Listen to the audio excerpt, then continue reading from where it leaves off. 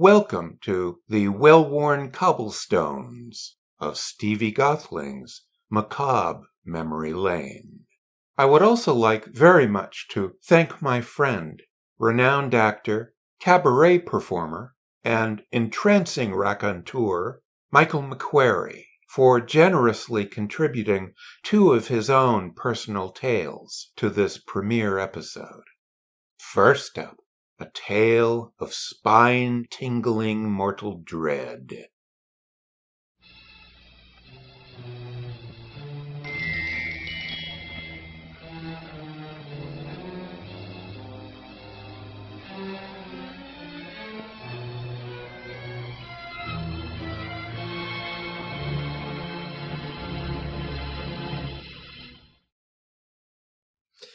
With great honor, here is the Editta Sherman story about the famous Bela Lugosi prints that were used for his final tour of Dracula in the late 50s. Anyway, back in the 90s, I was working at the Antique Boutique. I was a nightclub personality, and I worked at a store called the Antique Boutique, in which I did all the celebrity clientele. I was the VIP sales representative. Anyway, one afternoon, this 1920s flapper girl comes in with a beaded gown from head to toe with a feather headdress and a finger fan studded in rhinestones, and she was in her late 80s.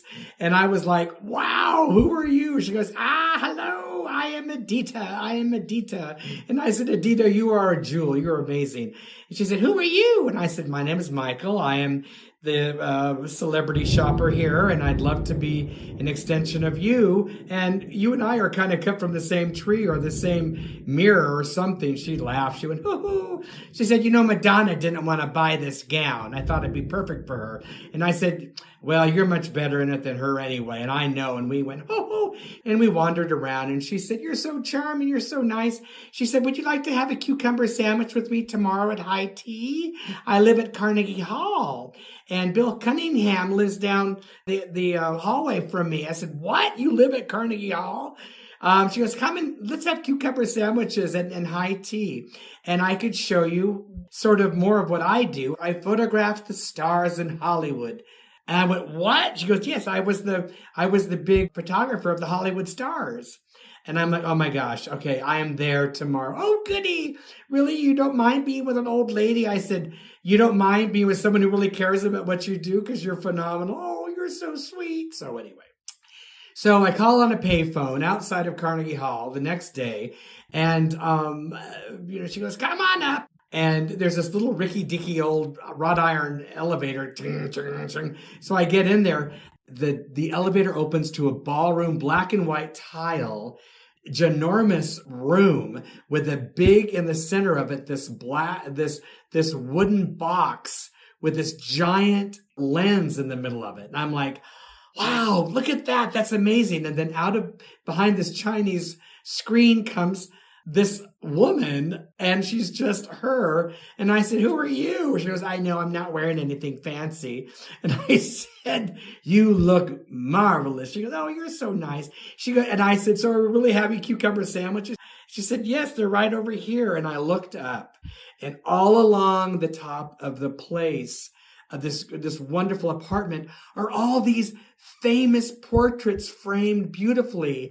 And it was like Charles Laughton, Lionel Barrymore, Elsa Lanchester, Boris Karloff, Cap Calloway, Buster Keaton, Tyrone Power. And I'm freaking out. And I'm like, oh my gosh, all these pictures we know from all the Hollywood books. And I'm like, just going, oh my gosh, this is phenomenal. And she said, well, you're looking really hard. Is there someone you don't see? She goes, I did them all. And I said, well, I really liked Bela Lugosi. Oh, Bela. I shot Bela Lugosi's publicity stills for his final tour of Dracula. I said, what? She goes, yeah, let me look for them. They're down here somewhere. So she's going through this kind of a scrapbook or something, this archival black anti-shake case. And there it is, the profile shot of Lugosi, older, that everyone loves. And she took the shot. I said, Editta. She's like, Michael. I said, this is phenomenal. You took this picture? Yes, I did. I took them. I did all the stars. I said, well, of course you did. Look, it's all amazing. She said, let me tell you about this photo shoot. I said, please do. She said, well, Mr. Lugosi, he came in here with his coat in the crook of his arm and his umbrella, and he bowed because he was very tall. And he came in here and he's very charming. He said, good afternoon, my dear. And I'm like freaking out. I said, of course he did. And he said, now I have to get on my makeup. And she's like, okay, do. And I said, Editta, where are those shots? And she said, I know, damn it, I should have got that. I didn't think about it. Anyway, Mr. Lugosi was very serious, very concentrated. He put on his makeup like he was going to church or something. It was phenomenal. And then he crouched down in between these two little end tables and he posed. He kept on posing. I snapped the pictures. And he was so concentrated. And it was so incredible. I'm like going, wow. She goes, oh, it was very wow. And he was really, really charming. And let me tell you, Michael, back in those days, the publicist for the stars would come and get their prints for their clients. But Mr. Lugosi came himself to get his own prints. That tells you a lot about him. I said, it tells me that he really cared. She said, exactly. And so that is just, to me, everything. And he came and got his own photos of himself. And I said, well, so how did it all end? She goes, oh, it was very, very, very interesting because we went out afterwards and I walked him out and everyone said, oh, Mr. Lugosi, Dracula. He was very kind to everyone. And it was just charming. Then he bows and turns, crosses the street and said, good day, my dear. And it was like, I said, so great. Anyway, Stephen, I hope you enjoyed this. It was fun reliving it all over again. Congratulations on your new work here. Thank you for me being a curtain into this whole new adventure that you're doing. And I hope you enjoyed the Editta Sherman photo. I only know the story, the pictorial audio of those famous prints of Bela Lugosi. Ciao. Ha ha.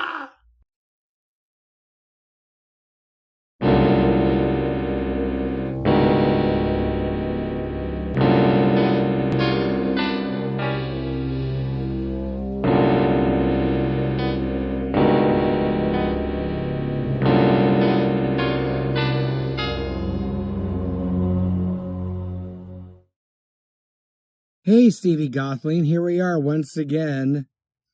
Trip down Macabre memory lane. Oh.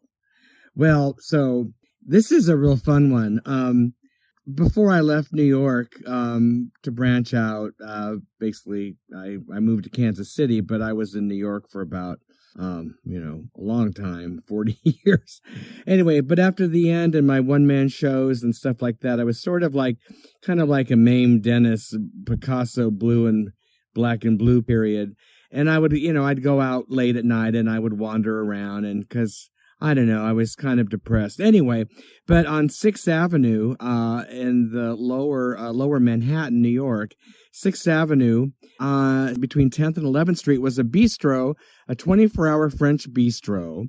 It was called French Roast, and it was delightful because you can go there and kind of feel better and have something to eat, and it wasn't outrageous. Anyway, it was fun because once in a while I saw Mel Brooks there.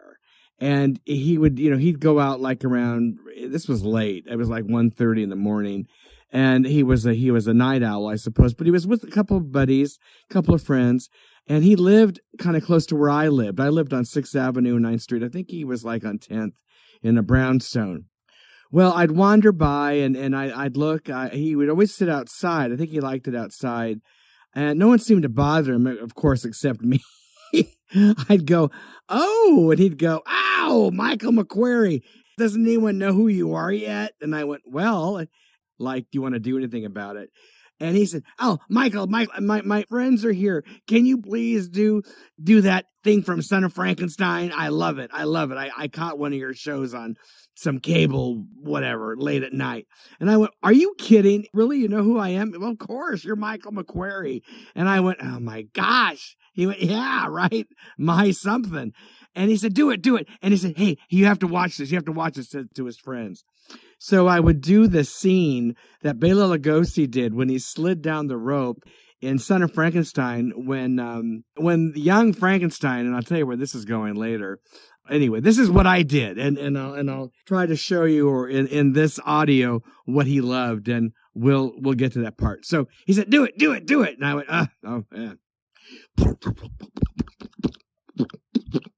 That's the sulfur bath, and they would laugh.